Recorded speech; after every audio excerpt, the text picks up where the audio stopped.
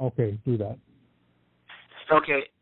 He talked to me this morning about the call last night, which I heard late when I got home.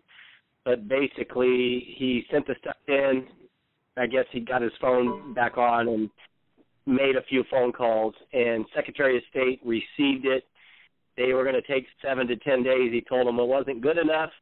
They said it was in an agent's hands, and then he came back and somebody, I don't know if he stayed on the line or somebody called him back, but basically he told them, no, that's not good enough. This is private. It needs to be expedited. They turned around and told him it's now in a director's hands, and they will be getting back to you immediately. So he was going to post up something in the morning. Basically, it's the cease and desist and the tenant landlord, and it's the Attorney General, Washington, and your local Secretary of State. And if you have a birthing state, you terminate there, but you unhook the tenant-landlord situation in the state you reside, and what I got out of it late this afternoon. Right. Yeah, he told me. So I don't know if you guys had said that. I joined this call a little late, so I didn't know if you guys had said that or brought that up. Well, I brought up some of that. He had given that to me in a call in the morning, but today's been a screwy day, so I've been recording things because other people are talking in the other ear to me. So, yes, right. he said essentially the same thing to me. Okay. Well, I was out working, so I told him I'd get back, listen to the call, and he said he was going to post a variation and then the 10-page Word doc that goes along with this. But it sounds like he got some action from the first it was an agent, then the yes. So I think it's on the right track. Hold on, you got a lot of feedback. Yeah, could you back off from the microphone some because it will and slow down a little bit. Yeah. I only took you off speaker. That was my problem. I was booming off the speaker. Okay, I'm off speaker now. That's much better. Okay, go over that again, please.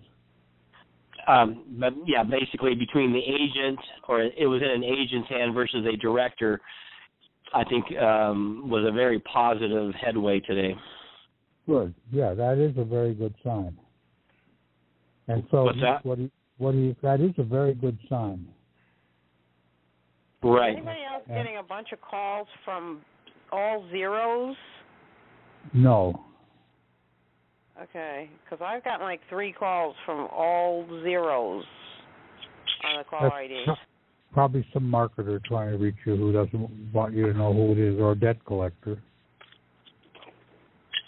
I had one of those months ago, about 3 or 4 months ago, and it was kind of quiet, weird, and then all of a sudden it just disconnected after like 5, 6 or 7 seconds.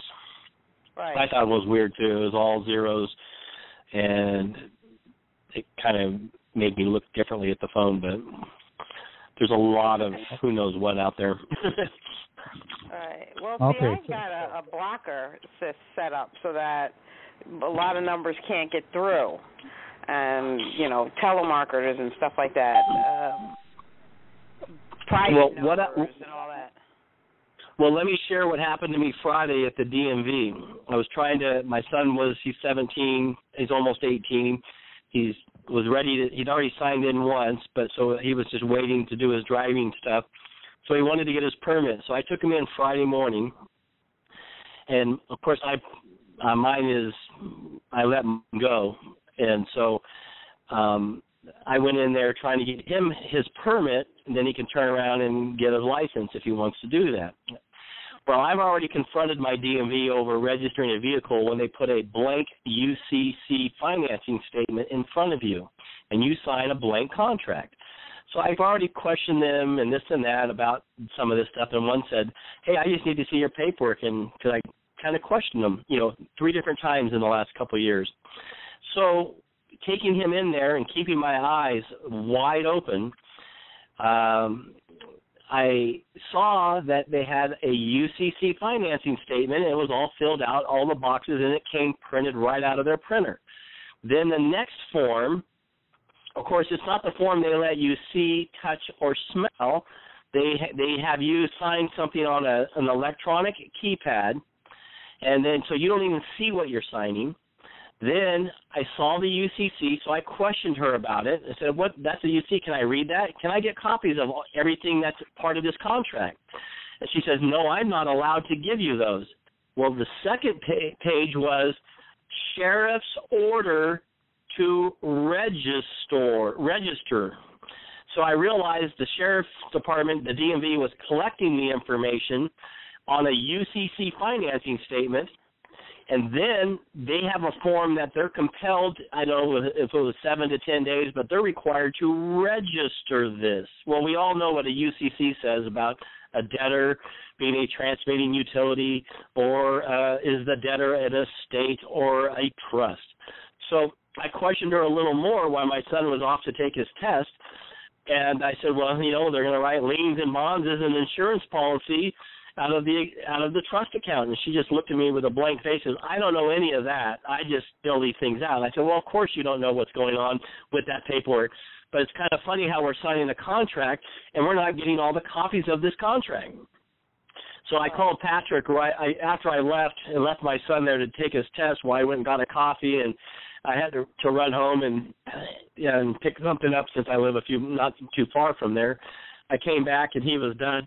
I called Patrick and I said, all right, I just had it in with the DMV, and I explained all that to him. So there is something about this registry or this registrant. So when he came up with this Sunday night on the call, I really think this whole registry thing is the bullseye. Okay. With the Secretary of State. It was just kind of... He needs that kind of information. Now, he does feel lonely at this, as he's the only one doing research. And we need to go out there, and I think that's one of the reasons he doesn't want to explain everything to us, so that we try to work it out ourselves, and if we come up with another variation and it works, then that gives him a clue. He keeps needing clues of where to go next. Well, sure, and I realize that, and that if it wasn't for listening to, years ago, a recording off 3wisemen.com, that's how I even got a hold of Patrick in the first place, was hearing some stuff on QS Trust when he was talking stuff from years ago. And so then I got, clicked on a link, and next thing you know, this was before the We the People group, and I started devouring that stuff. And, of course, and that led to phone calls, and then that led to the group, and then to the current group. But if it wasn't for some of that, all these different studies, until we go out through the court system and the federal court system, like I've had to do with bankruptcy and other things, and I was learning that I was experiencing and learning as I was going. I was always a couple months behind my information curve for some reason, and then having to deal with all my local courts on a custody modification for 8-9 years out of 12. If I hadn't done those things, burning my fingers, doing things, trying different things on my paperwork and seeing how the judge reacted to those things, and then sharing those, and then having Patrick, give more knowledge and more, hey, we'll look at it this way and keep looking at it this way. I wouldn't be nowhere near where I'm at right now. Right. And so it may not be, he may be out in the front with cutting the water with the research and this and that. Some of us had, I at that time, had some health issues and I wasn't working, so I had a lot more time to do research. I don't have that anymore. So it's more, what's the group doing, and I still do research, but it's not the same as it was 4 or 5 years ago. So, and there are people on the sideline waiting for this answer. And I have friends that have studied and been part of this, but they've given up. I still give them clues once in a while, but when it finally comes through, they're still going to have to learn, read, understand, believe, and then act. No one's going to act for it. I mean, no matter how much Tom knows and how much I know, or Chris, how much you know, we're all going to have to do this. We're all going to have to look down that hallway, believe in this, and then do it. Yes. And another thing. Help them learn, but we can't do it for them. Exactly, and that's the beauty of this whole thing. If they don't know what they're doing, if they're saying, well, I don't believe any of this, but if you can show me and make it work, I'll accept the money. Well, that's what's going to happen, as Patrick has shown us, that they're going to get back into the system almost immediately, and it's not even worth the effort. But one of the things I was doing with my friend during their foreclosure, and heck, I didn't even know what I know now at that point, but I had that green identification card from 3-4 years ago as a North American functionary, and with the little government seals and stamps. Well, every time my friends showed up at the courthouse or the title company when they tried to sell their house, which they were still living in, every time we showed up and they looked at us in the lobby, immediately the house was no longer for sale. And then one time I went in there and I said, well, my friend Sue would like to say something. And they basically said, no, there's nothing to say. And then I pulled out my green functionary card, and of course with the little, seals on it, it looks official. I said, no, you will listen to this. And this is a lady from the title company sitting with the whole file in her lap in the lobby. And I basically said, hey, no, she will say her piece. She got up and read her thing about them, what they were, and of course, immediately the sale was postponed. Well, they eventually foreclosed because, when a husband and a wife aren't on the same page with this, it's kind of hard for one to do it when the other one doesn't understand or doesn't believe, or he's just so beat up by the system, he's just trying to keep his job going every day. Right. And but I have found anytime the living person, when the living person shows up, that makes a hard thing to go. Okay. Right. So it's difficult, but those are all learning things. When the living person shows up, what? When the living person shows up, I've had courts, judges, everybody back down until you agree or contract with them. It's amazing how long I postponed a modification when I owed child support, and it's amazing how long, when you're the living, how long you can postpone something or how long they will drag it out until they can get you to contract. And it's the same thing with the house for sale. I had a buddy of mine, he finally gave up, lost on his, but just by sending in the debt validation, the 4-page one that's been around for a long time, and he kept going and kept sending letters, he postponed his for 1.5 years just because he kept fighting it. But eventually, the one time you don't show up or the one time you don't do this, your house is sold. But most people will not do the homework. Most people will not do the legwork necessary to fight. They're beaten, they give up. Now, I personally had a lot of success with sending everything back with a label that says, basically, I don't have a contract with you and I don't consent to this crap. Just sending everything back. And it's just saying, I don't agree, I don't consent. I didn't agree to any of this.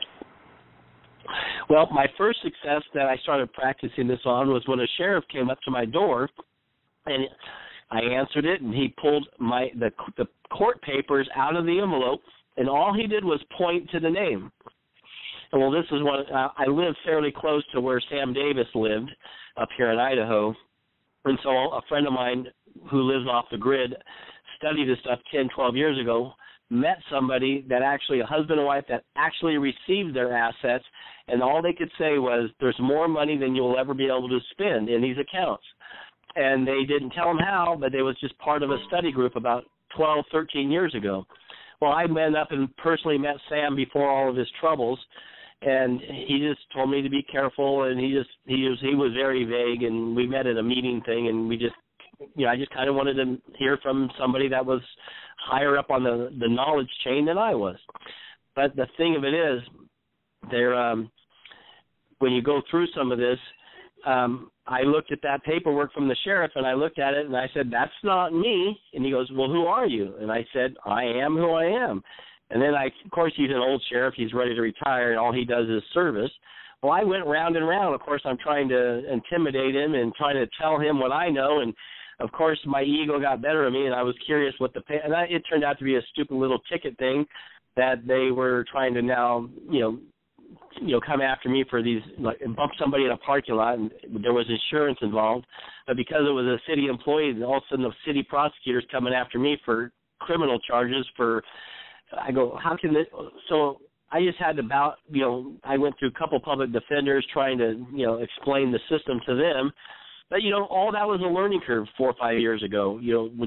But the sheriff all he could say was, when I went round and round over the name, all I could tell him was, all he looked at me was, he goes, wow, sounds like you've been doing some reading. He says, sure sounds, and he never denied what I was saying was wrong. He knew it. Now, I finally got custody of my son. My ex came over here, came in the house, tried to throw him into a car. He got away from her. Somehow the police were called, and I would not have her arrested in front of the kids.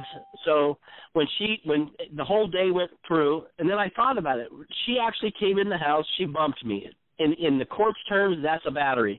So I called the police and I want to file charges. I want to report because I needed more leverage in my case at the time.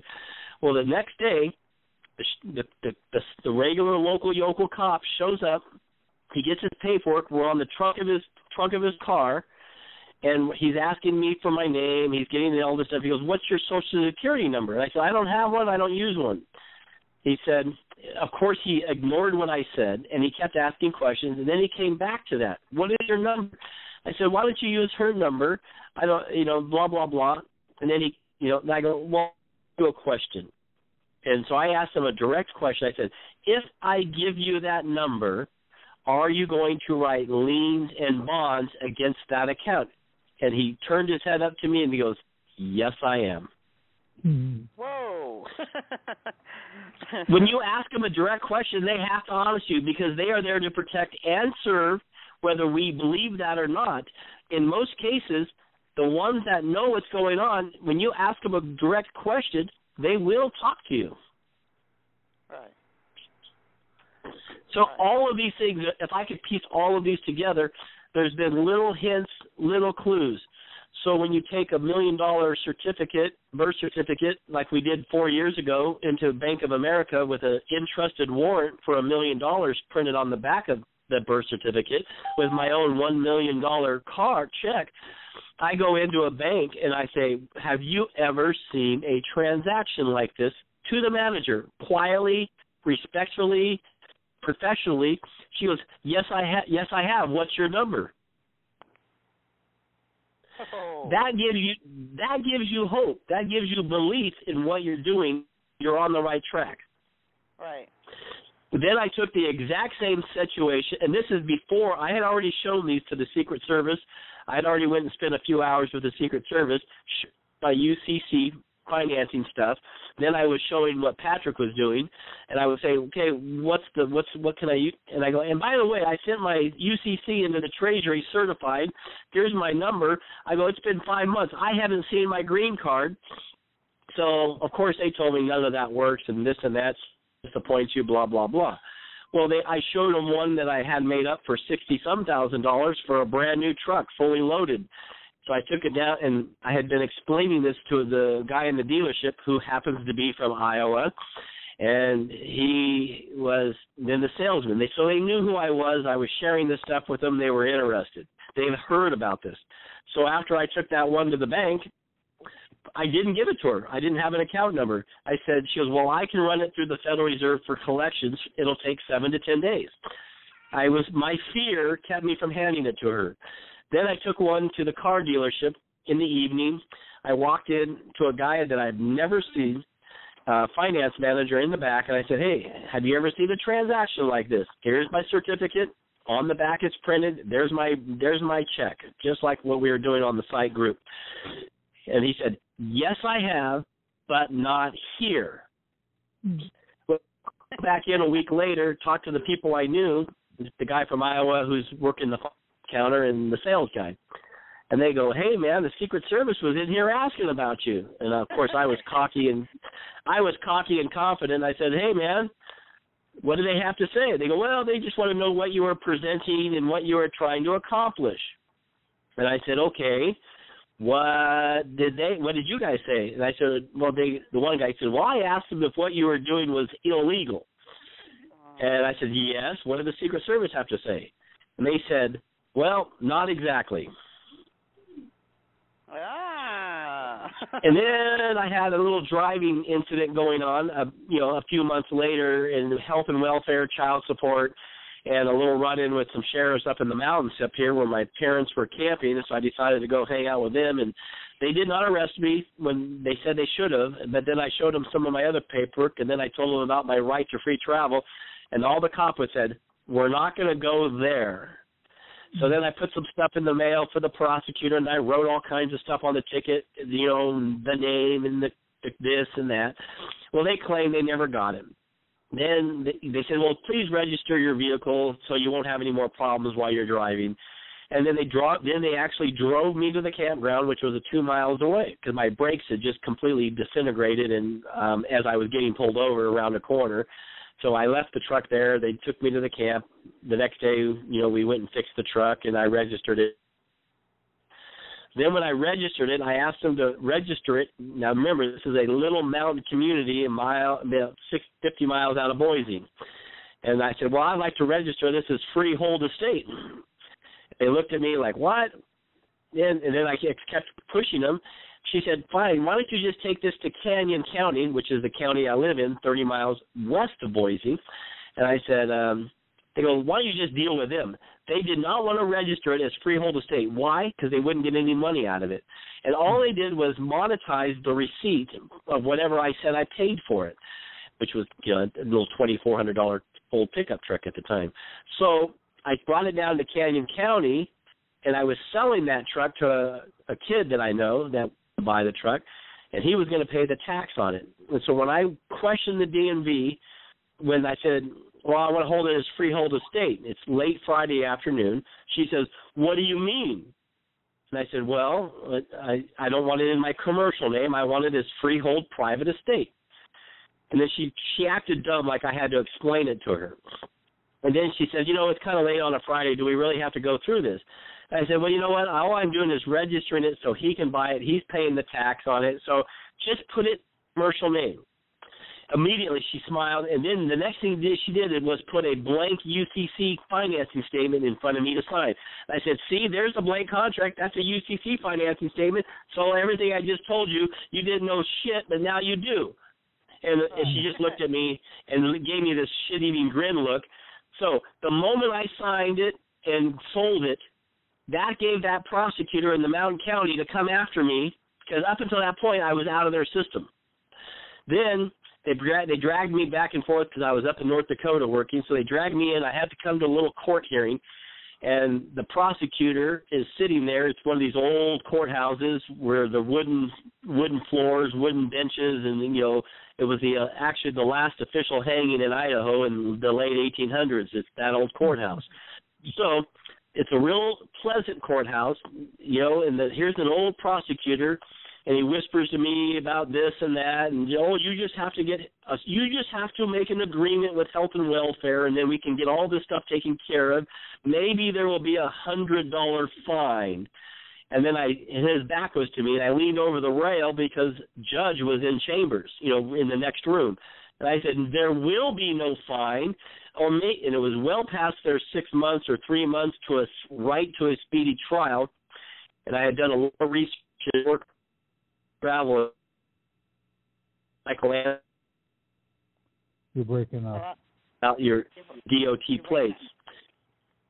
So You're breaking up. Well, not now. Hello? Is that better? Is this? Yeah, you're still in and out. Is this Michael? Michael. How is this any better? That's much better. Okay, it's probably my charger on my phone. So I told that prosecutor that maybe we just need to go ahead and have a trial so I can inform 6 more citizens of their right to free travel, which is in the Idaho statutes and in the shoulders hit his ears. He got up, came right up near me as he was making a U-turn toward the judge's chambers and said, good luck getting that on the record. And just... Oh, God. Oh, you're dropping out. We're not hearing We're losing him. But, yeah, now, I can't hear. Yeah, this is good. You need to back up so that we can actually record this. You're overmodulating. Okay, let me turn my phone. He's under. Is that Still breaking up. No, you're still breaking up. Okay. How about this now? Better. Much better. Yeah. Okay. anyways, the judge came out and was very apologetic and told me I didn't need to apologize and this and that, and it was all Mr. This and Mr. That, and all they wanted me to do was go make a deal. It was the boss, everything just disappeared. But about a month before that, I got a call from a U.S. Marshal, because this is when Patrick and we were sending stuff to the federal judges, and I got a call from the Marshal who's in the same office as the Secret Service and Homeland Security in our federal courthouse here in Boise. And he told me, well, whose fax number are you using, and who's this and who's that, and are you threatening this judge? And I told him, no, I'm not threatening the judge. But that Marshal kind of gave me some clues about, well, how are you going to drive? How are you going to do this? And he knew what was on the computer screen. I said, well, I talked to Secret Service and this and that. He said, well, yes, I see that. You talked to Agent so-and-so and this and that. He says, are you looking for attention? I said, no, I just want out of the damn commercial system. And he kept going. And so I said, so I basically told him, so you are going to defend the corporation over the Constitution and the Bill of Rights and whatnot? And he said, absolutely. But he kind of said a few things in that 45-minute phone conversation about driving and, like, how are you going to drive? So what he was really telling me is if you're out of the system, you need to figure out how you're going to drive, which is getting new paperwork, getting new documents. So they've left me alone. They don't bother me, but weird things have been happening with my child support because now she owes me custody as she moved away, and basically she wouldn't pay for a year or so. Well, during my last vacation 3 or 4 years ago when they threw me in jail for contempt of court, I gave a letter to the judges. I'm the administrator of this account and this and that. Well, ever since then, now I have attorney generals and other things intervening on my behalf, and now magically there's money showing up in my account every day on health, or every week on health and welfare. So they've either done something to her or they've done something to the account. And even my wife goes, what I'm with now, she said, man, I don't know what you've done or who you've done, but so many weird things are happening behind the scenes. And she's a state employee in licensing. And so I've got a list a mile long of little hints, little clues that I've been getting over the last so many months in the last few years. And like Patrick said, go talk to them, go see them, go visit them. And they will help you, but they will help you I can only imagine being in the courtroom for the last 8 or 9 out of the last 12 years, how many times I've gotten clues from the case in front of me or from what the judge is doing or saying. That if we don't open our ears, we don't see what they're really trying to say to us. Right. And when we go in with a hostile attitude, that's when the bad things happen. But when we go in with the right attitude and the right presentation, I've gotten. Then the other one is this. I've told this to Patrick, that I was in the recorder's office in the recording some documents back in the day, and a couple comes in to get married, so they pay their $25. They have to show their IDs and their Social Security numbers. Well, I make a joke about, well, yeah, that's traded on Wall Street and da-da-da-da. Well, the old lady who works in the recorder's office, who's probably been there 20, 30 years, I said, well, yeah, those certificates, those are traded on Wall Street. We should be able to cash those in. And she goes, absolutely. So maybe it's my time to go back and talk to her and say, hey, a few years ago, how do we cash these certificates in? Maybe all we got to do is ask. And she was the register at the recorder's office. So when I kept hearing where we're going with this thing, and I hear other people talking about what they've learned and what, especially what Chris and everybody else in California have come with, and all the confirmations of what they've uncovered compared to what I've uncovered, and we're all on a different journey on this thing, and we're all going to have a different story to tell. Are you Michael? No, my name is Jeff. Michael Anthony is dead. He died of cancer a couple of years ago, a year and a half ago. Sorry to hear that. So you were probably friends with him, huh? Oh yeah, that man you could show up at his house for free or a bagel or $50 and explain what you were going through, and he lived right down the street from the federal courthouse, and I guarantee you that man would go to his computer, he would talk to you, he would never give you the answers, but he would print off stuff for you to read about jurisdiction, about this, about that. That man, I know there's a man, I can't remember his name, but he talked a lot about electricity. Van Dyke. Has anybody read anything from Van Dyke? No. Not Ron Van Dyke, are you talking about? I'm not sure what his first name is, but this guy, Michael Anthony, had in his possession a registered red label for $10 million or something like that, and he said the Secret Service had vetted it as being an authentic financial instrument. I said, well, why don't you cash in? He says, nah, I don't know. Someday I will. I'm not really ready for that money and the problems that will come with it. I have a feeling that was his insurance policy for his family because about 3 years later, he's dead of cancer. But basically, he would give me everything I needed to know. All I had to do was read it, understand it, and do a little research. He would never just tell you how to do it or type up your paperwork. He would print off the answers. He would print off the resources. Then he would expect you to go look it up. And if you had more money, and if he had the time, he would help you type up your documents or stuff. But every time he pointed me in the right direction and gave me the gold answers I was looking for. But when I got on there with Van Dyke and he said, you need to read this Van Dyke stuff, well, that's when I told Patrick, yeah, you got to get on this guy. This guy has, and maybe that's about the time after Van Dyke that the post office took all the red labels and put them behind the counter. They wouldn't give them to you out there anymore because somebody got one and made a $10 million note out of it. So when you see all these, when we all have our own, everyone has our own story, everyone has their own experience, and all I know is every time I've been in the federal courthouse, I've gotten clues. Every time I went through with the trustee, I got clues. By the red label, are you talking about the registered mail label? It's the older version of the registered label. Yes, it was a registered, and it had been stamped, it had been through. And I don't think he had any reason to lie to me, but he says, let me show you this. And I was telling him where Patrick was at that time, when it was 3.5, 4 years ago, where Patrick was and what Patrick was doing. And I said, you really might want to get on and call Patrick or have Patrick call you because of, where he was at. If he had a successful registered instrument, registered mail that was certified for $10 million. I don't know. I can't remember. I wish I would have taken a picture of my phone with it or have them give me a copy of it. But I think they took Van Dyke down after that because Van Dyke was the one promoting that. Free energy? A free energy system, or was it just money thing? This was a money thing, but when you listen, I can't remember what Van Dyke's first name was. I think if you Google this Van Dyke guy, you'll when you Google it up, it'll produce all that stuff I had was on my old computer, and I have it on a disc now. But basically, he's all about electrical current and electricity and how it equates to the money system. And he had electrical diagrams, and they were basically translatable to the money system.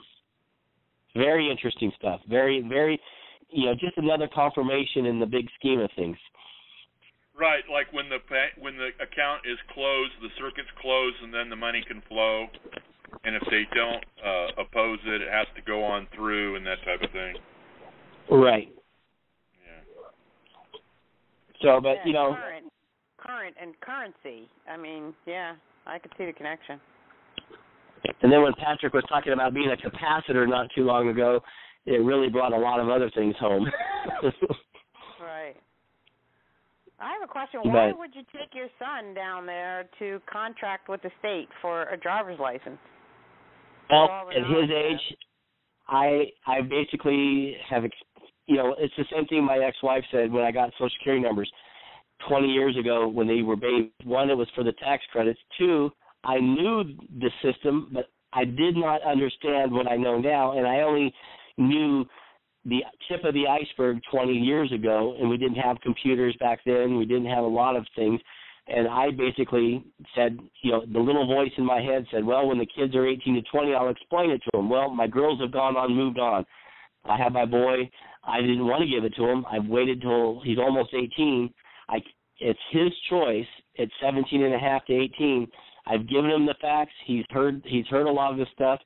But at this point, I'm going to have to get out of the system myself and then come back and pull him out if he chooses to come out. But at this point, I really, it's beyond my control.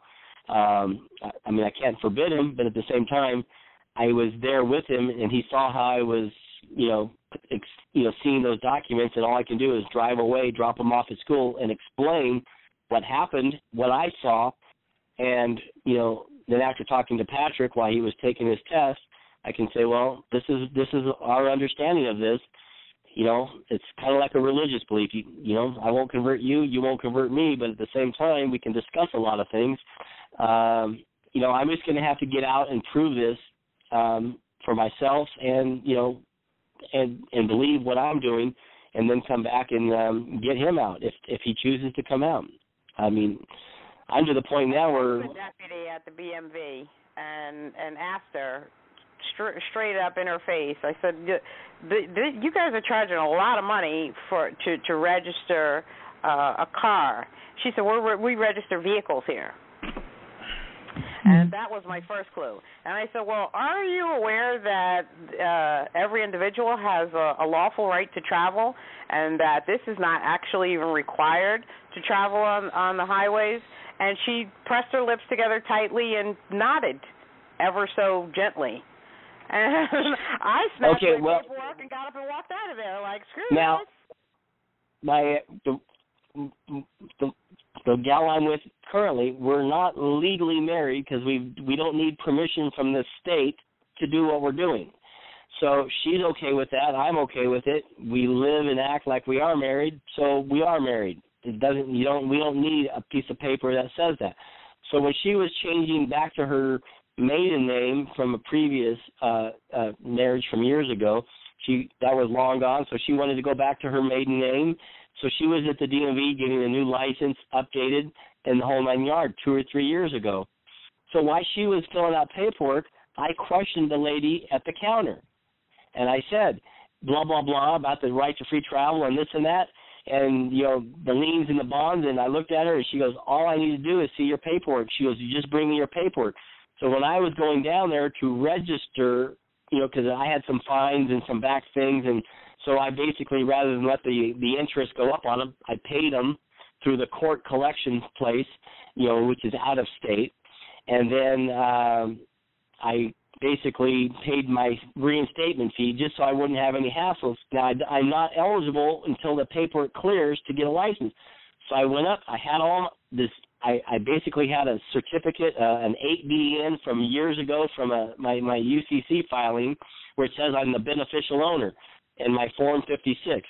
And just for shits and giggles, when they put that, when they got me through the paperwork, now I have to wait till Wednesday or Thursday. But what I'm planning on doing is going into the DMV, letting them produce those paperworks, and then say, well, I need copies of any contract that I'm signing here. And then when they put that blank UCC in front of me, I'm going to put right through that blank part before I sign it, this is for the right to free travel. This is not for hire. And then I'm going to put a line through the bottom of it, and then I'll sign it and then hand it back to them. And you watch how fast they won't give me a driver's license. Now I have them. So I'm going to put on there and all rents and whatever due to the owner, and then I'll hand her a beneficial owner, a Form 56, and say, I'm not paying for any fees. And this will be for information and for travel purposes only, under duress. And I'm basically going to put, because if you, like Patrick said years ago, if you look back at the contract you're signing, look at the back of your driver's license. It says restrictions. Mine says none. Why? Because I didn't put any restrictions on that contract when I signed it. Because we were all little sheeps, 10, 20 years ago. We didn't know what we were doing. So now that I'm aware of what's going on, I am going to push them, because I've sent all kinds of things in and we don't get any answers. So when they put a blank contract and before I sign it, I'm going to put some restrictions on it just for shits and giggles to see if they throw me out of there or not. Because I can still keep driving without one. I don't need one. Well, you're not driving. Oh, I drive all the time, every day. I've been to Wyoming and Montana in the last month and a half. I've been to the Oregon coast twice. Driving is the commercial term. The terminology. Oh yeah, well I'm not driving. I'm traveling and I'm working in the private, so I'm not under for commercial hire. Blah blah blah. But it's you know, but if you ever want to get a job or anything else, they sure want to see a driver's license. Yeah, I'm fortunate enough to be a contractor. Pat, okay. Hey Pat. Yeah. Before you go and do any of that stuff, okay, you need to listen to what I said last night, okay, about getting out of the system, okay? I said that all those contracts, the driver's license, the voter registration card, the Social Security, all EINs, all UCCs, all certificates of title, all of those instruments are making you a tenant, okay, a leasee to them, and they are the leaseor. They're getting you to be a tenant when you're supposed to be the landlord. No, I realize that after last night. You can't be both, okay, at the same time. And see if you're. No, I realized that after last night and today. I realized that.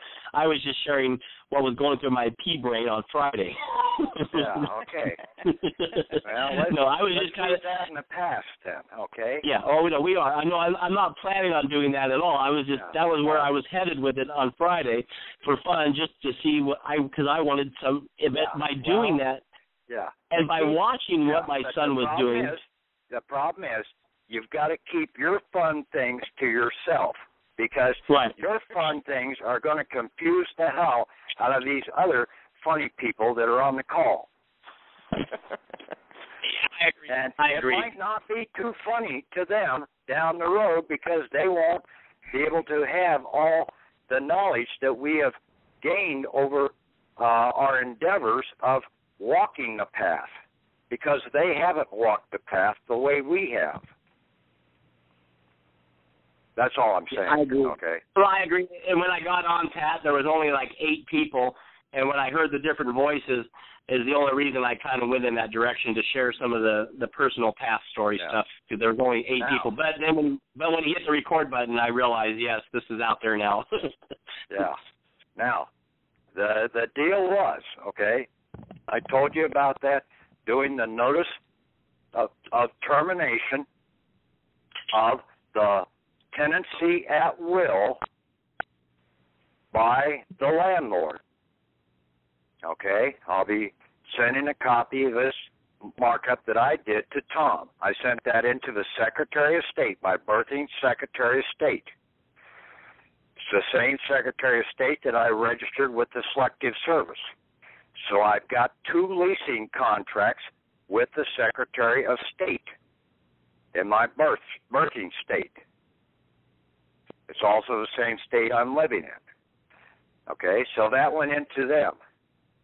I also sent a copy into the U.S. Attorney General's office. Okay, I didn't send one into the state Attorney General's office. I just sent it into the U.S. Attorney General's office to let them notify that I was coming in demanding justice.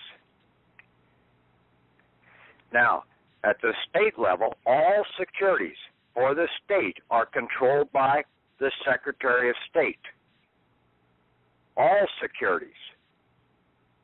Well, basically, those 2 registrars on your certificate of live birth, the first one, the court, basically declared and gave you a land patent on your body.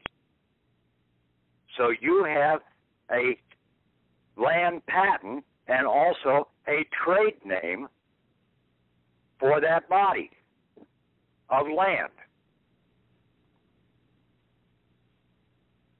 And see, these guys are infringing upon all of those rights, and we're allowing them to get away with it because we didn't know what we really had. Okay? Hang on, I'll be right back with you. Okay.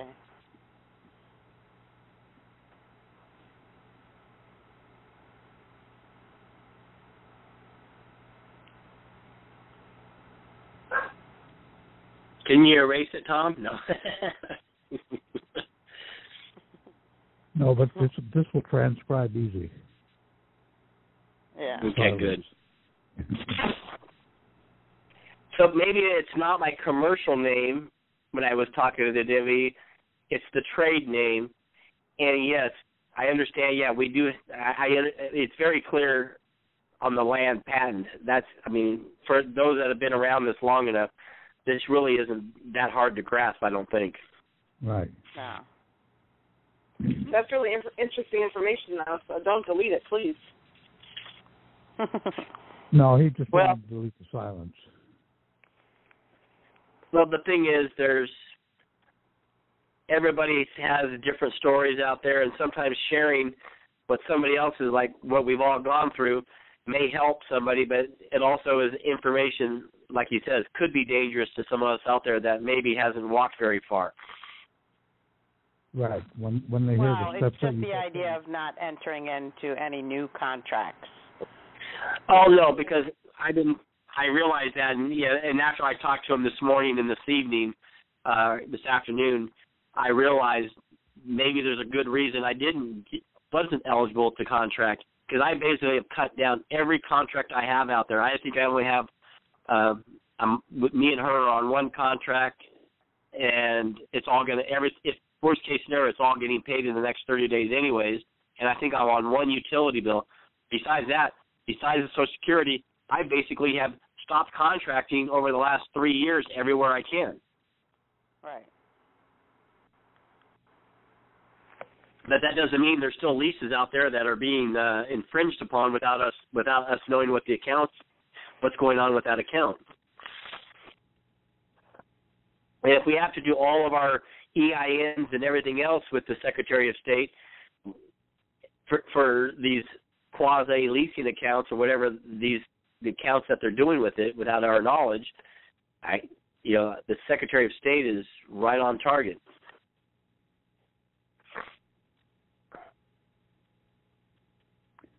And it's much simpler, too.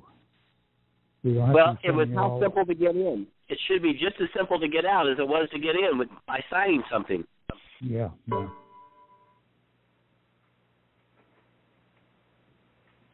So I would think the business of sending the paperwork around is to maybe discover the other hidden license agreements that might be going on.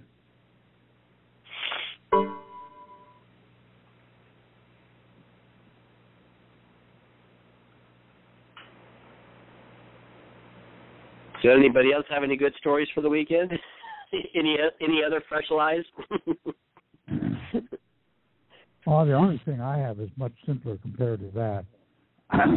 I just got a letter this morning from Wells Fargo, who basically had the mortgage on the house but sold the loan to a debt collector who foreclosed on it.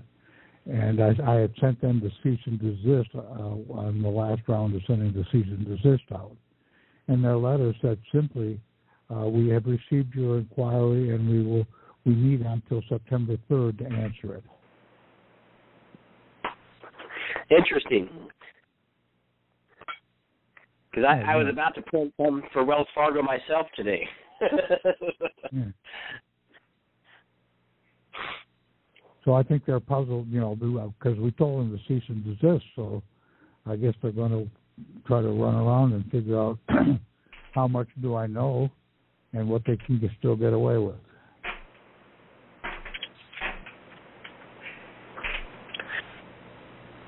Well, I'm working with some new guys today. I'm a plumber by trade, and he's an old plumber. He's a good guy, but he's in the middle of a short sale or an auction sale. So I started sharing some information with him today, and I'm hoping to get this new modified cease and desist to print it off, take it to work, and take him some information tomorrow, see if somehow, some way he can grasp, because he already kind of knows some of this in a vague way, but he's an older guy that I go, what if you could help save your house or get out of the system and get some assets? Would you be interested? So he shook his head yes. Well, we'll see tomorrow how much more interested he is. Okay. There's a few. All right, you back? Yeah, I'm back. Hi. Okay. Yeah. So basically, we were given shares of stock in the United States and in our state by the court. Okay, that was by the registrar of the court. Now, that was the first registrar, and that should have been completed after 90 days. For an original birthing person, someone that came in later, it could have taken less time to make that transfer of the stocks. Now, after that, they did a state registrar, not a court registrar, but a state registrar under the jurisdiction of the Secretary of State to transfer your stocks over to them under a lease, a tenancy. Now, they became the owners of those stocks while they are holding them.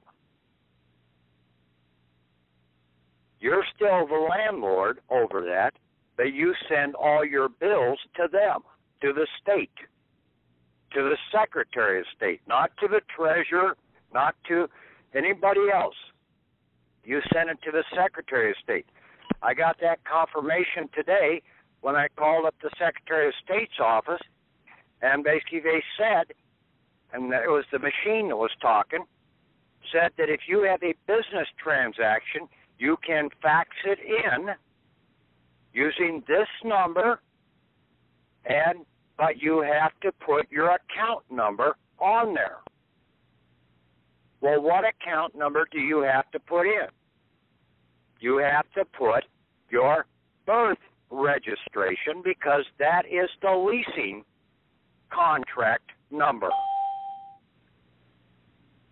So you take your utility bill and you write, settle this.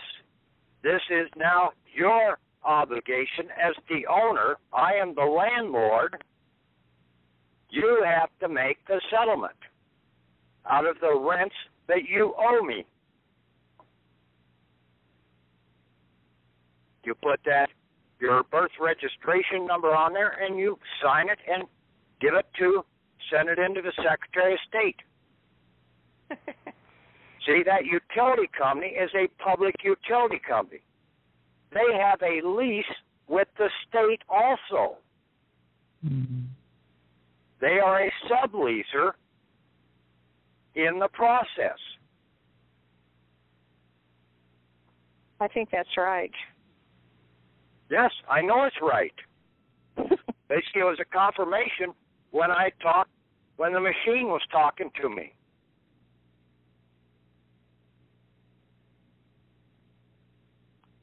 And then the same thing at the Attorney General's office. What do? They have a customer center there. Well, who is supposed to be the customers? The landlords.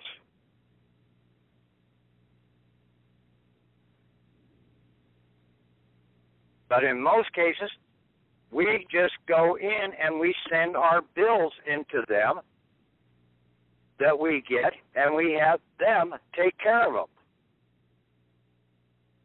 until basically we terminate the lease with them and get all of our stuff back into our jurisdiction.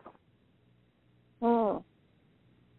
And that's what I was doing by sending that in this morning under that notice of termination, and I made it notice of landlord's termination of tenancy at will. Look those definitions up in the book, okay? Tenancy at will, tenancy for time or at time, tenancy at suffrage, or whatever it is. Okay, there's several of them in the dictionary. But I finally got a hold of some living person, and they said, well, it's going to take 5 to 10 days to process this by an agent. I said, but wait a minute. This is not a public item. This item that I sent in was a private matter. I'm the landlord. And I put an order in for a termination of the tenancy. She didn't know what to do about that, but she took it all down, and then basically she talked to somebody, and a little while later I got a call back from the Secretary of State's office. This other girl sort of went over it again. Well, what was this about? When was the fax sent in, and what was the fax number that you sent it in on? And I gave her all that, and she said, oh, that is in a director's hands. Interesting.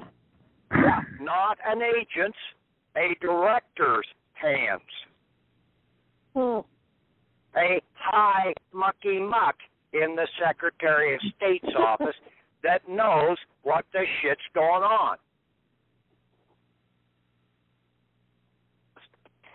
About termination of leases. There's 4 to 5 divisions: computer services, election division, executive offices, fiscal division, and you got legislative executive affairs. Then up in the commercial division, you have business entities, trademark and notaries, and then the UCC code division. Would I want to be going maybe to the executive offices? No, you just send it in, and they will get it there. Okay. Okay? When you put that title on there, on your fax, that will get to the director, okay? The director that needs to have that taken care of. And normally that director is right under the Secretary of the Treasury or of the State. Okay? This is at your state level, and this is under the Secretary of State because they're the holders of all securities. They're the holders of this security lease that's out here.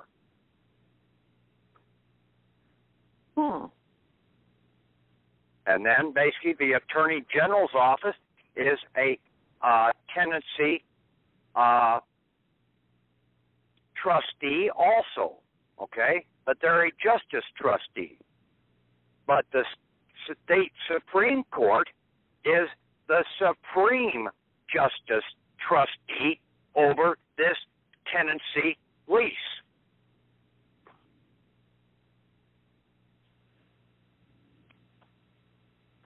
See, we were close on this before when I was going about leases, but I didn't have all the substantiating information, the proof in the pudding. Now I do.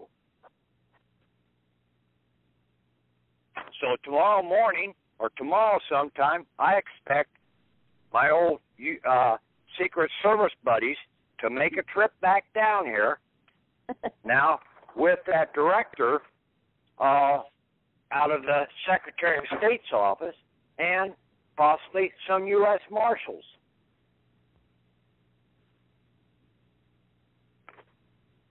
For what purpose? Basically, to get me some identification, possibly a picture, possibly fingerprints, handprints, maybe eye print into their new system of identification.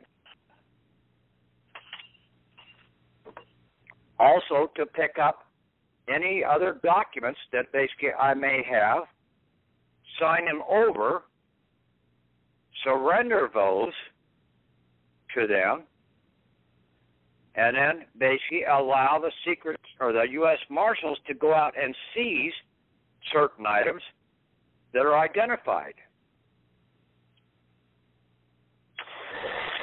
Like the baptismal record that I have with the Roman Catholic Church. That's also a leasing contract that's going to the Church of Rome. But see, we've been going to the Secretary of the Treasury, to everybody else out there, to the Federal Reserve, and all that. No, it's all right here in the Secretary of State's office, at your birthing state or at the state you're living in. Yeah, I think that's Your right. main account is at the Secretary of the State's office that you were born in. Okay, you had a question? That was just someone announcing their arrival. Oh.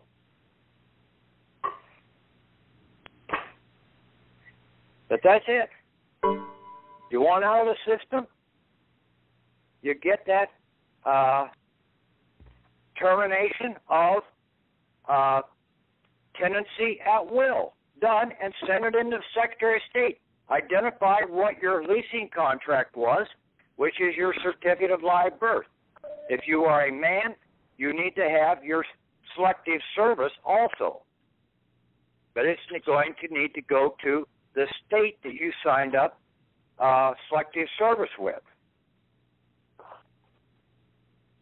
Oh, what if it's your deceased husband?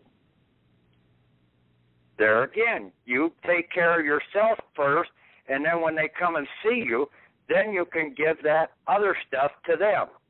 Oh, okay. Said, oh, by the way, I've got this item that needs to be resolved. Or you turn around and you go to where your dead husband was born,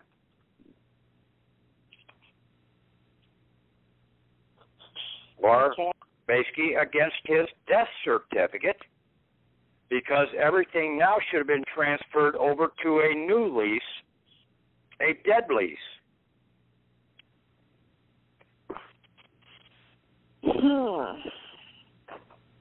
But is DD 214 for a woman ought to stay on the books until she dies.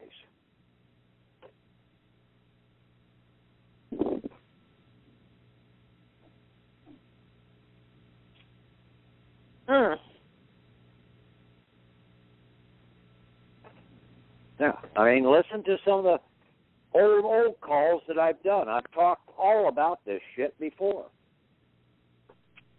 It sounds familiar.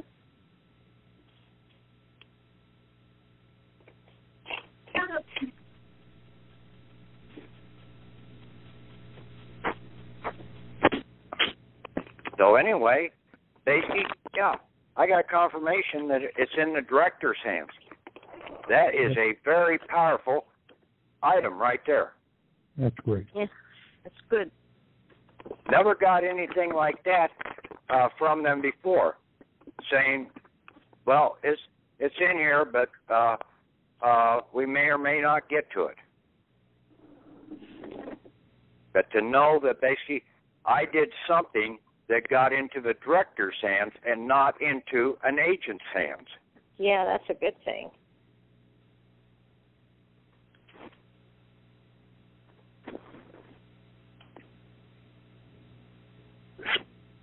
That means I got somebody shook up. About time. Of course, that's probably what they're saying, too. It's about time you did something right.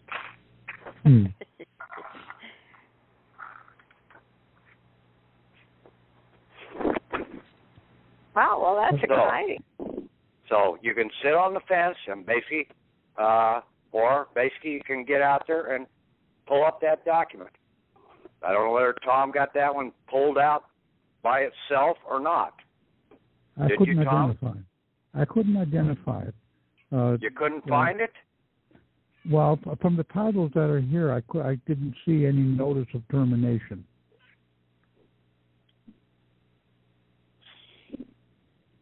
There should have been one in that file that basically had, if you go in and do a word search, okay, unzip the files and then do a word search on the folder for landlord or for termination. And you should be able to pull up several different documents, and then you should be able to find the one that basically is for a lease, a tenancy at will, or go at tenancy. And it's underscore at underscore will is the way I think it was on the form.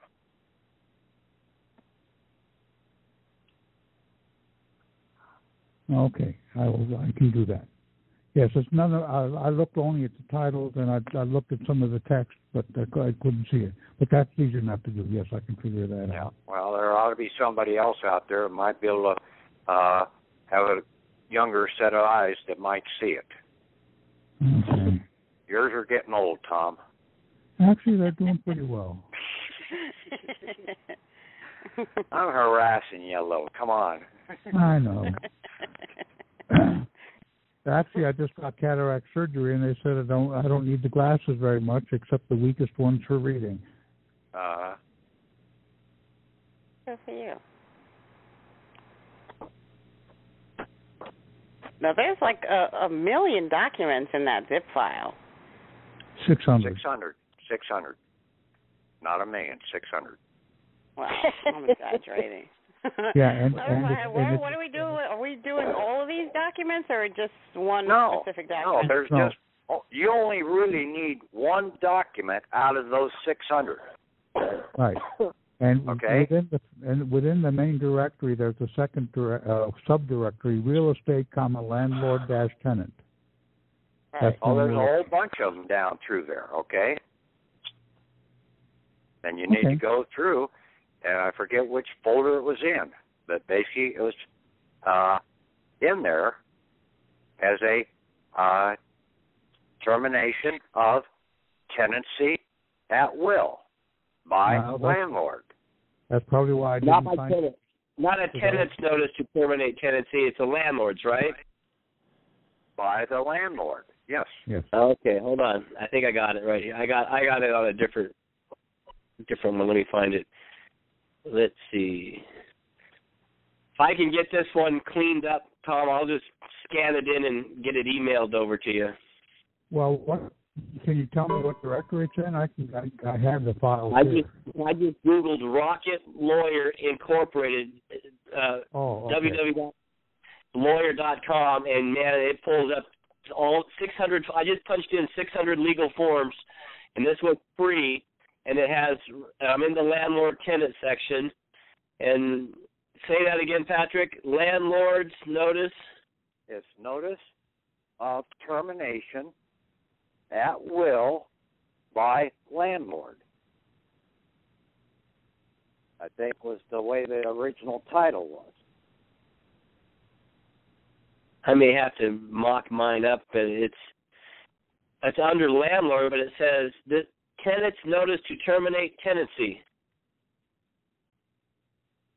Yeah, there's that one, okay, but there's a termination at will, or tenancy at will.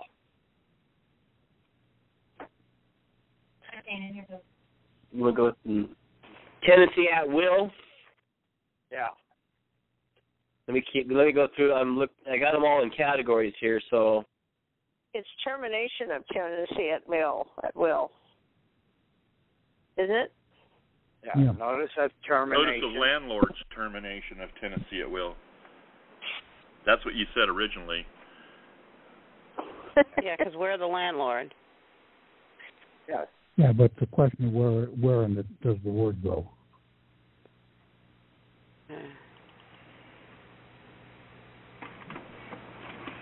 Okay, so there's a folder called Real Estate Landlord Tenant.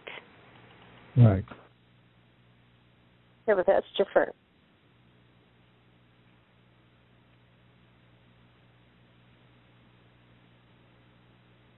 How about landlord's notice to enter?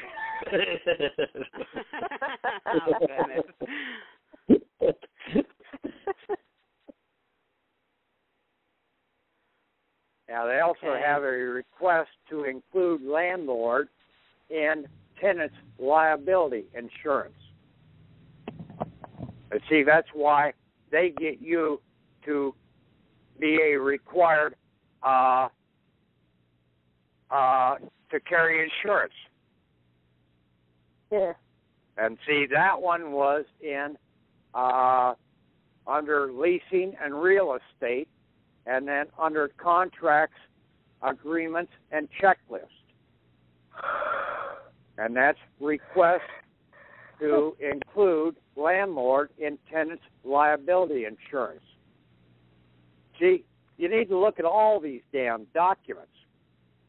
Okay, there may be 600 of them there, but take a look. Read the damn titles and think about it. Maybe open them up.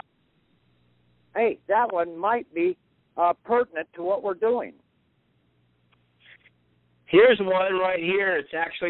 It's called Free Agreement to Cancel Lease.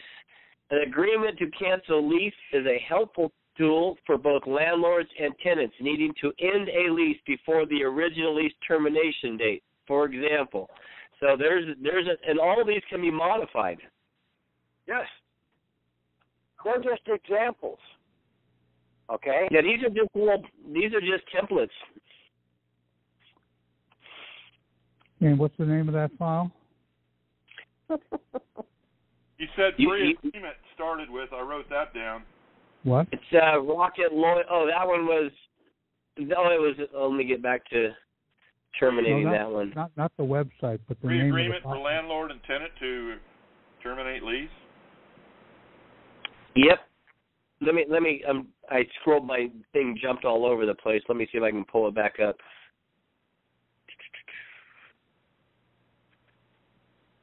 Terminate lease. Where did it go? You said free agreement first.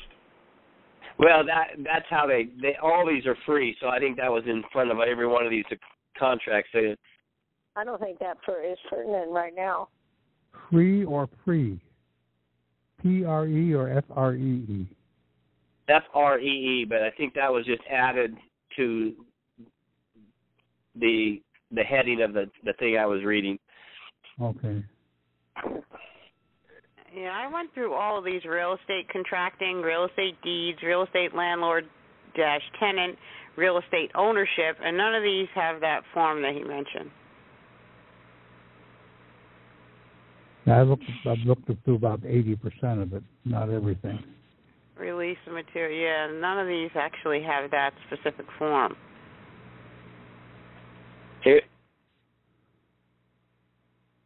Here's one: release for use of likeness.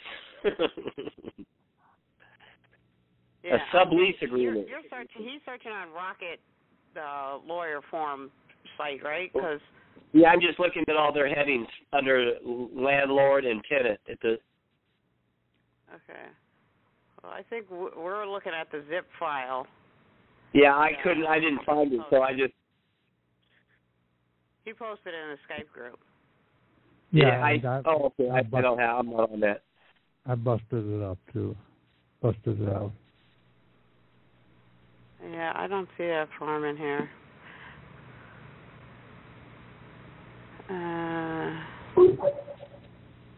What about estate?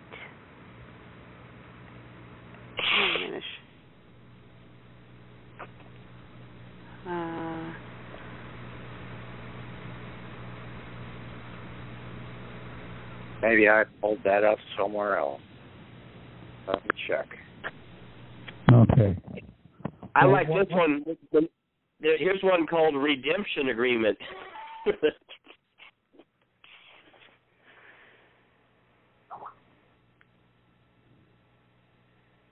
Yeah, once I see it, Patrick, I can Google a few sentences out of it and find the form. Hey, let me type it into a search engine. Can you say it one more time? Yeah. Basically what I had was to terminate, notice to terminate tenancy at will by landlord.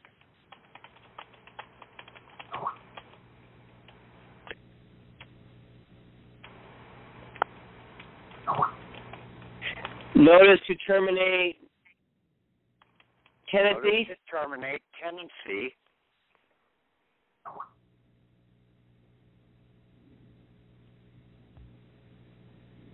Okay, I got a sample form here. Let me see what it says.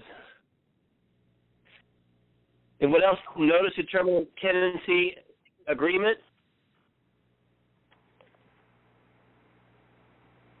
Let's see. Where in the hell I got this? Pat's UCC notices. Okay. I found one at 4hb.com. Okay, here's one. I put notice to terminate tenancy at will in quotes, and I came up with a bunch of things. Yeah, there's, and yeah, I had another complete set, and I know I posted this to the group before, under legal affidavits, okay, and then under legal, there was a leasing and real estate, and then under there was 4 subfolders, notices, and in notices, there's a notice to terminate tenancy at will by landlord, and then also a notice to terminate tenancy at will by tenant. Yes. Okay. We want the one by the landlord. Okay, this is okay. Go to biztree.com. Right. It says notice to terminate tenancy at -will by landlord. Okay, you said what.com? Biz tree.com. One word. Biztree. Oh yeah, that's the top search result. Right. If you just Google that notice to terminate tenancy at will in double quotes, it comes up on the second and third entry. Yeah. Yep. There's another one at 4hb.com. Same thing. Right. They're templates. You fill them in. Yeah, and basically then you sort of make that up the way you want it. But you got to know that you're addressing several things. You need to address that that certificate of live birth, registration, that there was 2 transfers of the stock. One was a transfer to you, then the other was a transfer, and that was done by the court registrar, and then the second registrar basically turned around and transferred it over to the state. Now, it's not going to go to the United States, okay? Because you're a state citizen. And I said this years ago, that the states are the ones that are responsible for the citizens' assets. There is no real sovereignty, per se, for the United States of America. The sovereignty really rests within the states.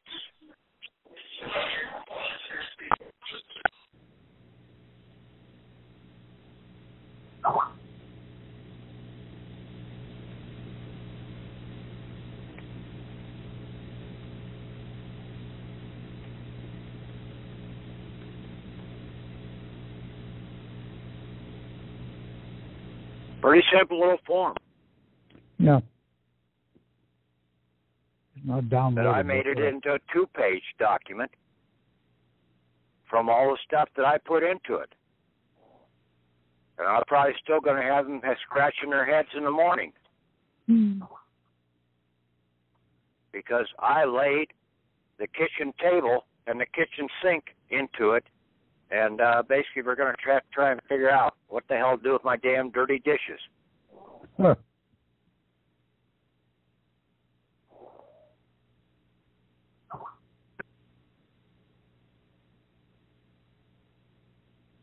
Yeah, this is like one paragraph and an additional sentence, this document.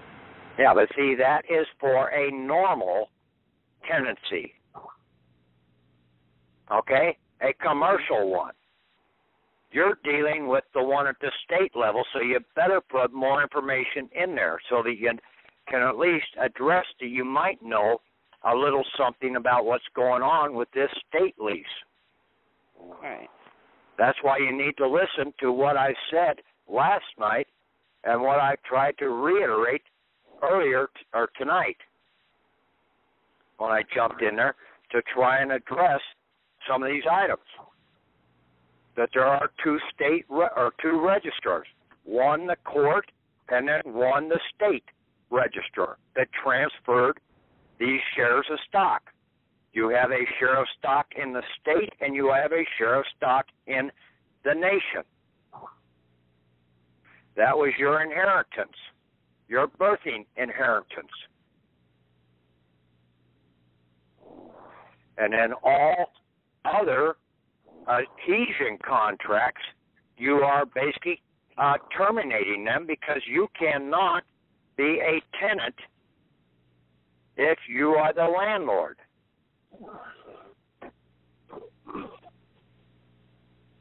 It's like one of those items in there, and basically that's why I said last night, look up all the words that begin with, especially the Latin phrases that begin with Nemo. You can leave the captain off of it. Just put Nemo, N-E-M-O. Nemo means no man, no one, no buddy or body. And there are several key ones there.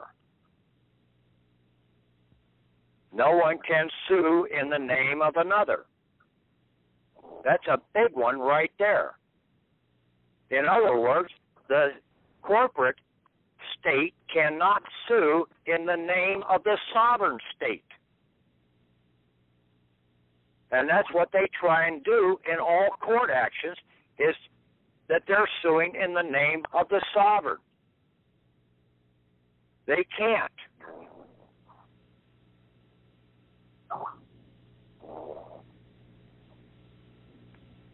And it also, no one can be both landlord and tenant. No one is bound to do things which are impossible. No one is bound to arm his adversary against himself.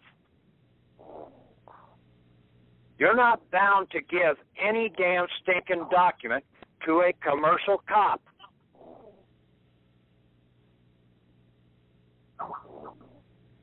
Say, let's go in front of a magistrate. That I don't have to give you anything because I'm a landlord. I'm a high government official.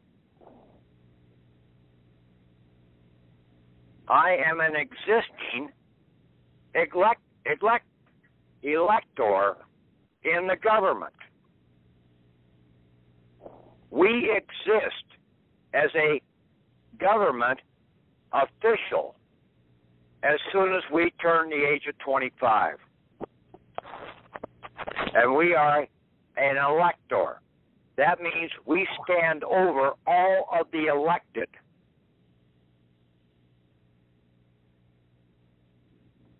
They do not have jurisdiction over us unless we give it to them. They're there for a specific purpose. They're not there to control us.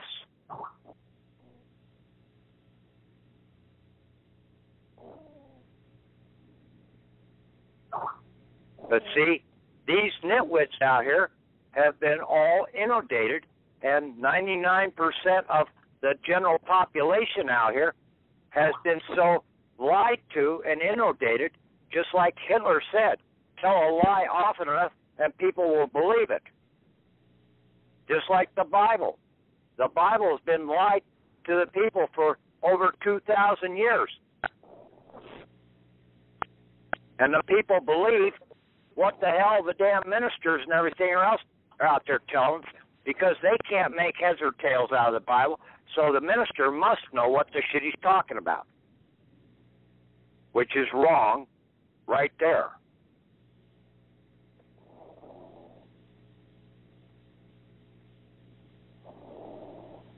A minister is nothing more than a damn pickpocket.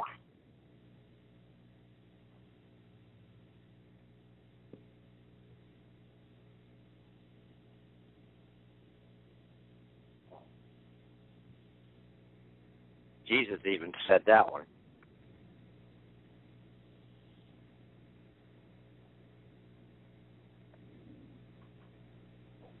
Okay, I'm going to shut up. You guys go ahead and talk.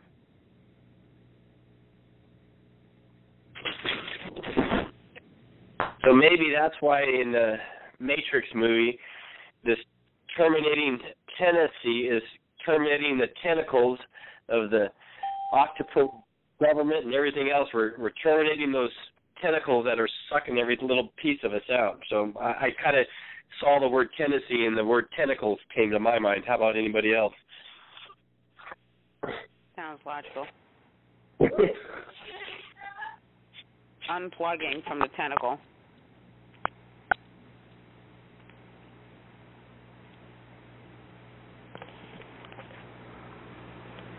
Okay, I took the there's a difference between the one at BizTree and the one at 4HD. The one at 4HD is very plain, and the one at BizTree is not I can only get it in image form. So I've cut the image and I'll try to OCR the text.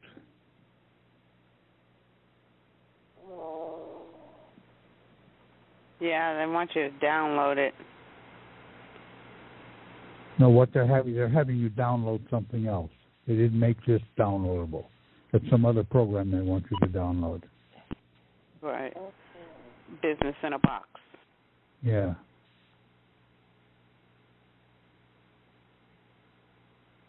It's an ad.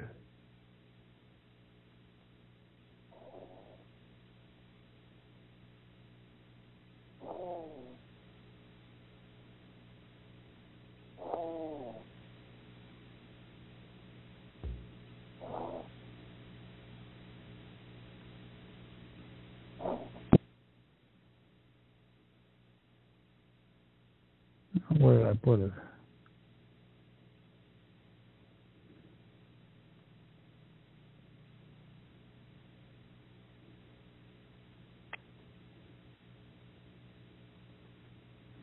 Well, I'll just save this and find it later.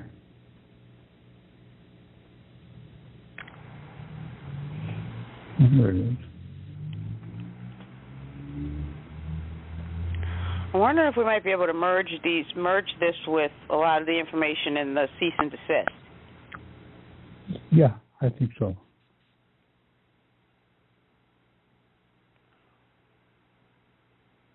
That's what I was going to do.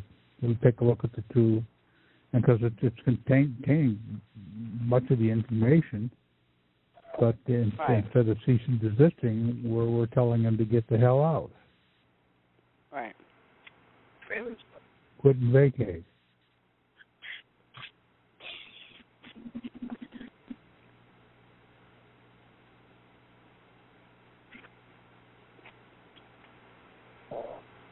Well, if you ever owned property or had a tenant, you're going to write all the pertinent information there, like you were saying.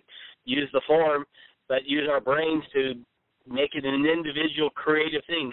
By doing it this way, there's no cookie cutter answers.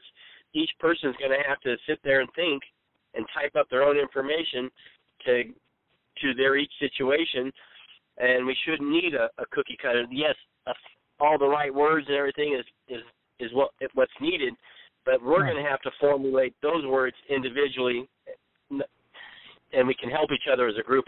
We're the landlord, Secretary of State's the tenant, and the property is what we have to describe, and that's everything that's described in the cease and desist. But mainly at this point, the certificate of live birth, plus all associated contracts.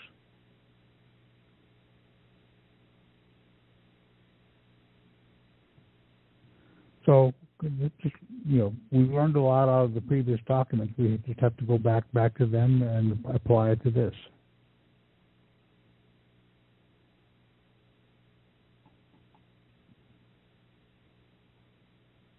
Okay? Yeah. Swana? Yes. Actually, when you transcribed yesterday's call, I think you could just tack on this discussion at the end of it. It would work very well. Okay. I'll just separate it by the date in the document. Yeah. Okay. Make it one. And I mean, in this, with the example that Patrick's going to show us, it should make it easier for us to get it right in. Right. We're not going to have to send it all over the place to get it actually done. I'm going to print mine off and hand deliver it so they can put a timestamp on it right there in front of me. Oh, I'm not that. I'm right close to the Capitol, so okay. I think I've had words with them before, so I'm going to love to put this one right in their face and have them put a nice stamp on it. Not in a bad way, but in a good way. That no, but we can easily get that. Just fax it to them. The fax itself is the timestamp. I have to use other people. I don't have my fax anymore on my thing, and I have. You have a computer? Yeah, I'll have someone else help me do it. He's right there at the Capitol. Let him walk it in. Okay, that's the best way. That's right, the number one is face-to-face. Fax is second. Right. Okay? They might get one of each, a hand, a fax, and a mail copy. I don't know. But no, if you're going to walk it in, basically this is what took place.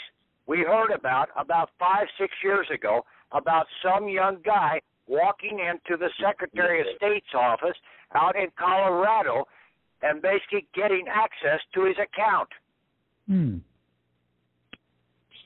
didn't hear me last night, did you? Oh, I heard that. I heard that. Well, somebody didn't. Yep, I didn't. Okay. I don't say things just to hear myself say things. I don't think I say things for you guys to hear what I'm saying. Okay? The guy walked in. He walked out of there with cash when he did it. You are the landlord. They owe you back rent. You take this termination in, and basically they had better give you something in goodwill in return because they owe you back rent. So you can demand like maybe $10,000 until basically they shut the whole thing down. This is what we were trying to do, but we were trying to go to the Secretary of the Treasury and stuff. Like I said, we were going to the wrong damn place. New York or something. The Secretary of the State will probably process you across the hall to the Treasurer's office to get some funds.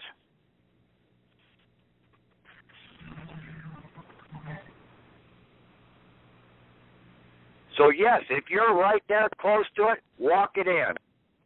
No, that actually makes sense. If you're not even close, drive it in, no matter how far it is. No, it's up to you, okay? Yeah. That's your prerogative, okay? If I could, I would. So I'll just have to make that decision. They'll impound my truck if I drive it in there. Yeah. But I do like the fact that if you're right there with it, you're most liable to get it in there, okay? Best action, right? So maybe I should take that $100,000 judgment with me and have them terminate that leasing contract at the same time and ask when I can pick up my funds. Yes. Basically, you might as well give it to them. Surrender it all to them and basically say, I want this converted into lawful bullshit. Oh. I hate this fictionary bullshit. I want real bullshit. Hey, you're talking to a plumber, Patrick. That's not fair for everybody else. Come on. I'm a turd herder. Come on.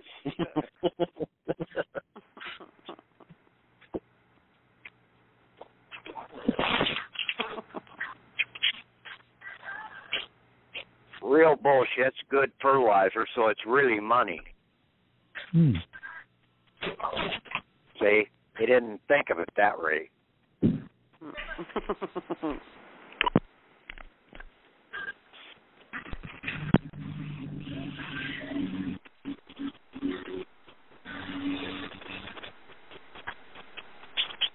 Okay, you got to go ahead and talk again. I'll shut up.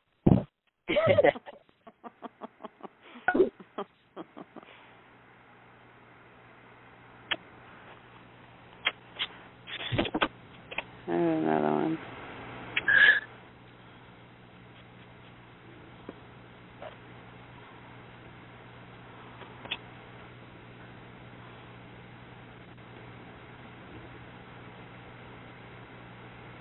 Okay, so we really have to go over this very carefully, but I do like that idea. It's not going to be easy for me, but I think it makes the absolute most sense. Of hand delivering it? Yeah. And that's to the state that you're in, not your birth state. Well, I happen to be there. Okay. Oh, so it is your birth state. Yeah. Okay, well, that's not an option for me then.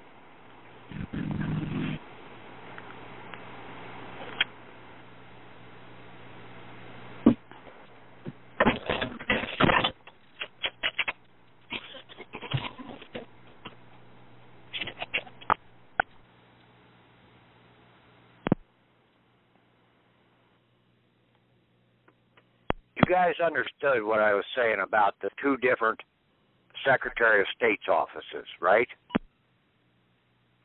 Your original leasing contract is at your birthing state. Right. Okay? Now, if you are living in a different state, you can take your bills, your property tax, your state income tax, all of those bills in that state and send them into that Secretary of State's office, but you have to put on that your account number from your birthing state. Mm-hmm.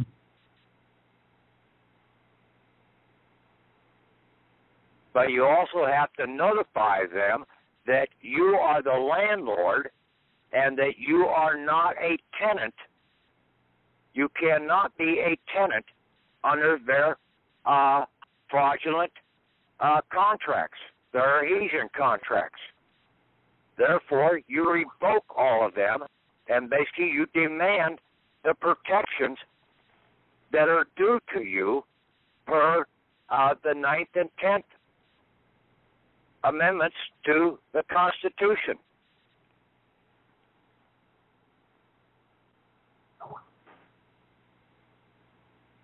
Yeah, reserving our rights.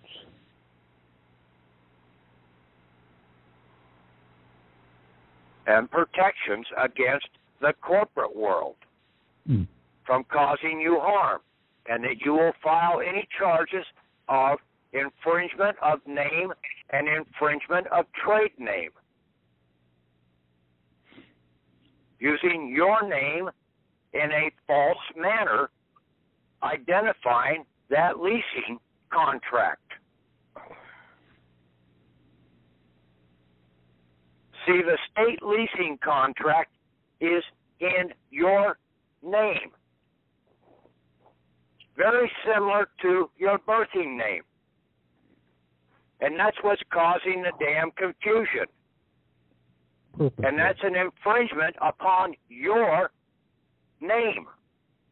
Look at the in Valentine's Dictionary the two definitions of infringement of name and infringement of trade name. You have the right of trade. You had that name before they took it and set up this leasing corporation contract under your name.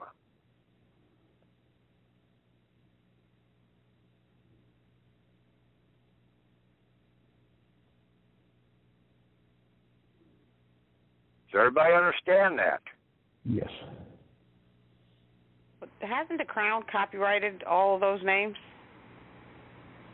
If I hear the fucking Crown one more fucking time, I'm going to shoot the next person that says it. You got to okay? find me first. Yeah, there's a whole crowd out there that says somebody else owns the name. No, you own that name. Right. Okay? Even the court, you are patented. Okay? You are a unique, one-of-a-type individual. Right. You are patentable.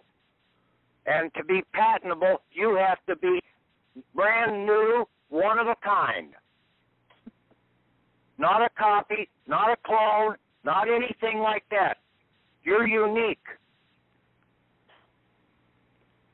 So you are a patented, a land patent landlord. That was recorded at the county level, and then that land patent went out to Washington, D.C. to the land or to the patent office in the private files.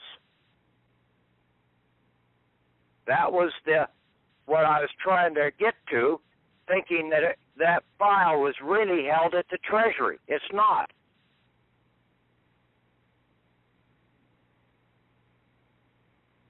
So on that cease and desist order, to where I was trying to identify that was being held at the Treasury, that was wrong.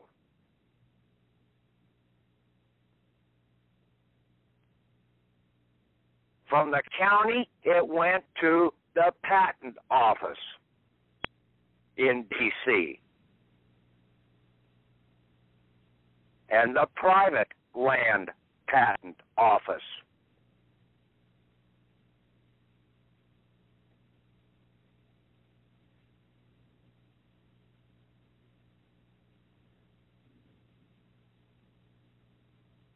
If you go through some of the definitions about land patent and patent in Valentine's Dictionary, you should be able to piece some of that together.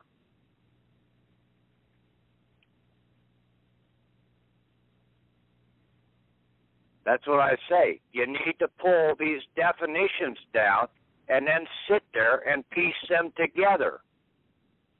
It's like a jigsaw puzzle.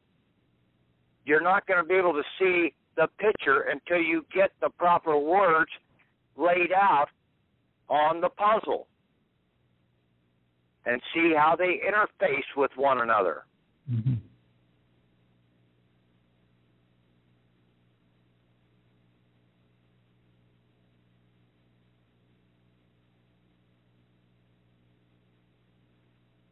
Okay. I'll try and shut up for a while.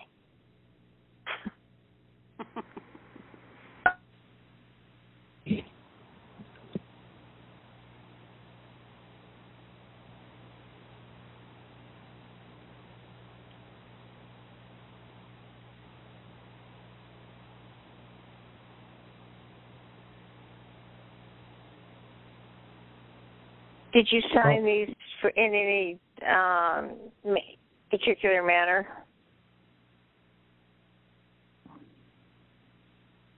Patrick?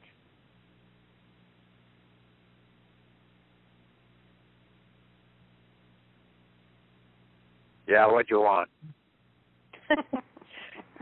Did you sign these in any particularly different or so forth? I just sign it as sincerely Mr. Patrick Devine, Iowa patented landlord and constitutional elector.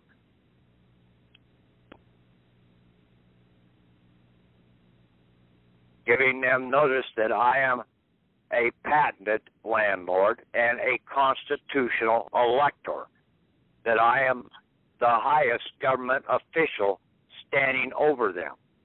Mm-hmm. Both as landlord and as an elector. They're the servants. We're the master.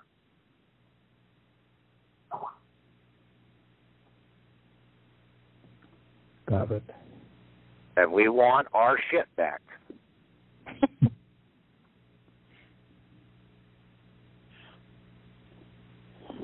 Okay.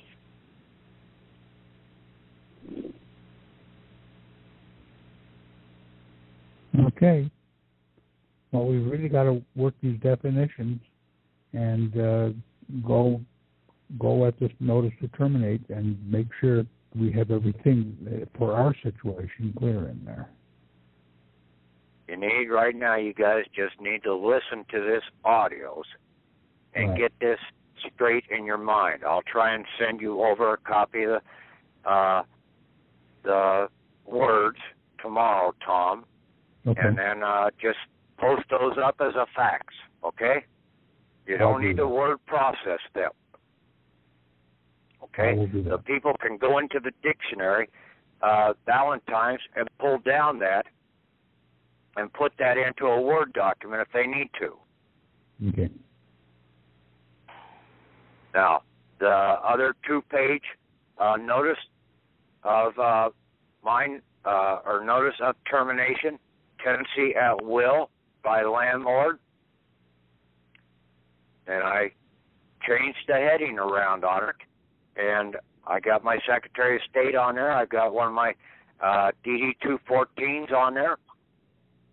The women won't have to have that, okay? They'll just have the basic one, the certificate of live birth, which was the initial transfer of your inherent assets and shares of the country, and then basically the secondary setting up of the leasing contract.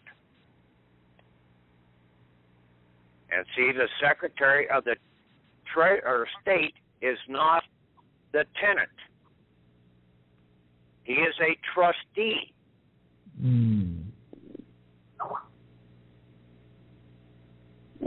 Okay? State of Iowa registered tenant, care of Secretary of Iowa Secretary of State. Attention, Mr. Matt Schultz, registered tenant in trust, trustee, is the way I have it. Okay, so the state itself is the tenant. And then basically I say, dear registered tenant, State of Iowa. That's who the tenant is the State of Iowa. The all capital corporation is the tenant.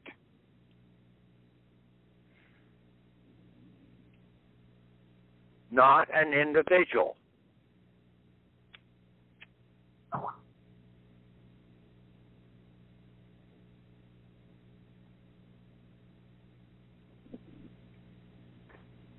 When you get this document,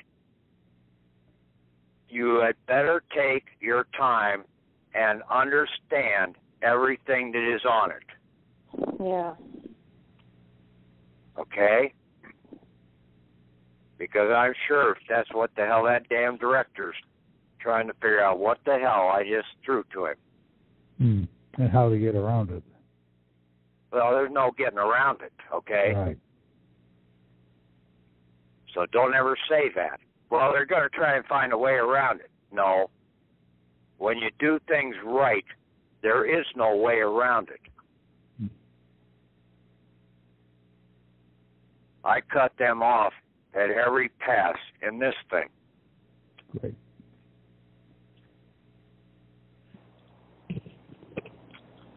Yeah, they're running out. Why don't the officials? Why don't the officials that you send these documents into ever wise up and do it themselves, as opposed to collecting a? That's the thing. Where is this document that I just sent to them that was done right? Whose hands is it in? It's not in an agent's hands. It's in the director's hands. Because they can't let an agent see it. That's right. Okay. Did they give you a name at all? No, I didn't ask for one either. I was just so damn elated that basically, when she came back and said it's in the director's hands, I knew right then and there that basically I had done this thing right. Great.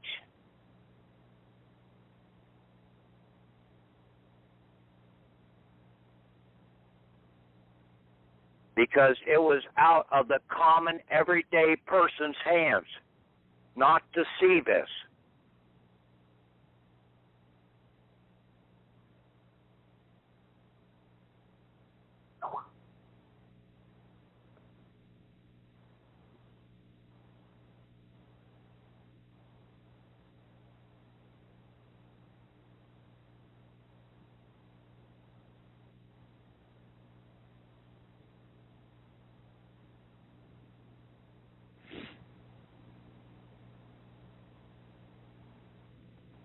Okay.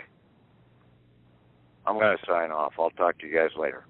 Okay. Thank you very much, Patrick. Thank you. Just right on the button. Thank you.